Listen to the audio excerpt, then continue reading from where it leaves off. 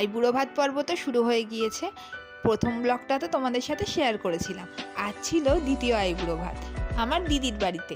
যদিও এই দিদি আমার থেকে বয়সে মাত্র 6 মাসের বড়, তাই ওকে কখনো দিদি দিদি ফিলিংসটা আসেনি। আমরা দুজন বন্ধুর মতোই বেশি। দিদির বাড়ি কেষ্টপুর, ওখানেই আমি আর আমার বোন মিলে গেলাম। জামাইবাবু বাইরেই দাঁড়িয়েছিল আমাদের ওয়েলকাম করার জন্য, আর আমাদের ছোট্ট পুচকুসোনা ঘরে আমাদেরকে দেখে তো অবাক যে এরা আবার কোথা থেকে এলো এতদিন বাদে। তারপর 3 বোনে মিলে একটু গল্প গুজব করলাম, একটু চা জল খাবার খেয়ে রেডি হয়ে নিলাম আইবুড়ো ভাতের জন্য। ও আমাকে বসে বসে আলতা পরিয়ে দিচ্ছিল। সারাদিন ধরে অনেক অ্যারেঞ্জমেন্ট করেছিল ওর বাড়িতেও। আমি সন্ধেবেলাতেই গেছি, সকালে কাজের জন্য যেতে পারিনি। বিরিয়ানি, মাংস, মিষ্টি, পাটিসাপটা, আইসক্রিম, দই, অনেক কিছু করেছিল। তারপরে সবাই এক একে আশীর্বাদ করলো। তারপরে খাওয়া দাওয়া করে ওখান থেকে আবার বেরিয়ে পড়লাম।